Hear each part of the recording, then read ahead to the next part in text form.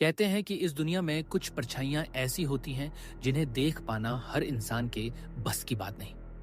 कुछ रहस्य ऐसे होते हैं जिन्हें जितना छुपा रहने दो उतना ही ठीक है। आज की कहानी उसी रहस्य के बारे में है जो हर एक 120 साल में खुद को जगाता है। अर्जुन और सिया दोनों ही कंटेंट राइटर थे। शहर की शोरगुल भरी जिंदगी से तंग आकर उन्होंने फैसला किया कि वो शहर से दूर किसी शांत जगह में रहकर लिखेंगे। राजस्थान के एक छोटे से कस्बे में उन्हें एक पुरानी कोठी मिली। कोठी खूबसूरत थी पर कई सालों से खाली पड़ी थी क्योंकि मालिक की मौत रहस्यमयी परिस्थितियों में हुई थी, इसलिए उन्हें बहुत सस्ते में मिल गई। सब कुछ सामान्य चल रहा था, पर एक दिन अर्जुन कुछ पुराने सामान खोल रहा था कि बेसमेंट से अजीब सी थक थक की आवाज सुनाई दी। उसने नीचे जाकर देखा तो एक पुरानी लहराती झूला कुर्सी अपने आप हिल रही थी। उसके सामने एक पुराना लोहे का संदूक रखा था जिस पर काई जम चुकी थी। अर्जुन को ऐसा लगा कि संदूक के अंदर कुछ हलचल हो रही है। उसने हथौड़े से ताला तोड़ दिया। संदूक खुलते ही एक ठंडी हवा उस पर फूंकी, जैसे कोई सांस लेकर बाहर निकला हो। अंदर काले कपड़े में लिपटी एक लकड़ी की मूर्ति थी और नीचे एक पीली पड़ चुकी डायरी पड़ी थी। डायरी के फटे पन्नों पर लिखा था, शकुन छूना निषिद्ध, या आकृति आत्मिक बुलावा है। लेकिन अर्जुन खुद को रोक नहीं पाया। उसने काला कपड़ा हटाया और मूर्ति का चेहरा देखते ही सिहर उठा। मूर्ति की आंखें धुंधली सफेद और शरीर जली हुई लकड़ी की तरह काला। अर्जुन उसे अपनी स्टडी में ले आया।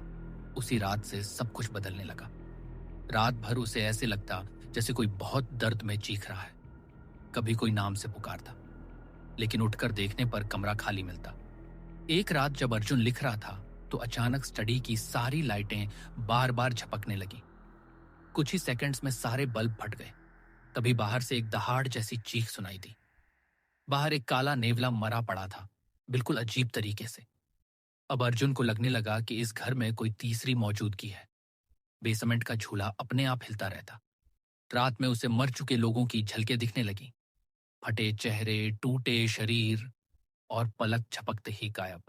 सिया ने उसकी बातों पर यकीन नहीं किया। अर्जुन ने डायरी और मूर्ति को समझने की कोशिश शुरू कर दी। वो पूरा दिन उसी में लगा रहता।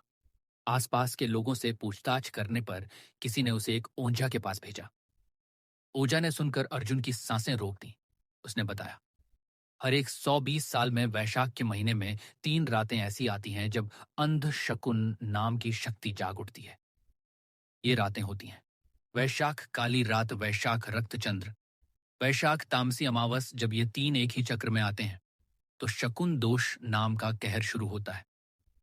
ओझा ने बताया कि जिस कस्बे में अर्जुन रह रहा है वहां 120 साल पहले एक तांत्रिक स्त्री ने इसी काली मूर्ति का इस्तेमाल करके उस शक्ति को जगाने की कोशिश की थी और एक ही रात में पूरा कस्बा खत्म हो गया था। अर्जुन तुरंत ओझा से मदद मांगता है। ओझा उसे 2 सफेद नेवलों के बाल वाला ताबीज देते हुए कहता है कि वो 2 दिन बाद कोठी पर आएगा और पूजा करेगा। दोनों दिन अर्जुन उसी ताबीज और मूर्ति को देखने में पूरा वक्त बिता देता है। सिया को अब अर्जुन का व्यवहार डराने लगा था। 2 दिन बाद ओझा कोठी पहुंचा। उसके पूजा सामान देखकर अर्जुन और सिया कांप उठे। सूखी हड्डियां, राख, अजीब आकृतियां और टूटे घुंघरू। ओझा ने मूर्ति को कपड़े में लपेटकर पूजा शुरू की। पूजा शुरू होते ही घर में तेज चीखें गूंजने लगी।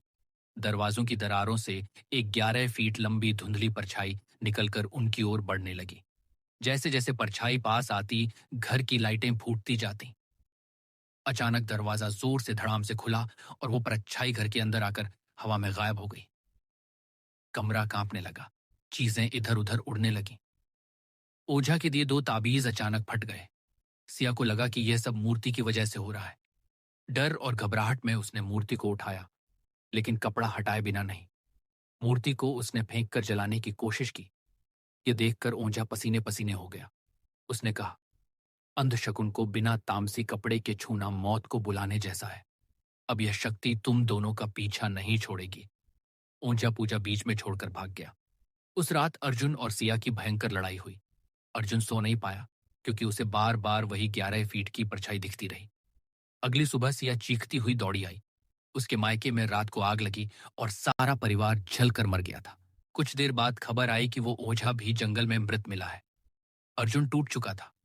उसने सोचा कि संदूक को ही जला दे, लेकिन जैसे ही वह बेस समेट गया, संदूक पर वही मूर्ति वापस जुड़ी और बैठी थी और उसे घूर रही थी।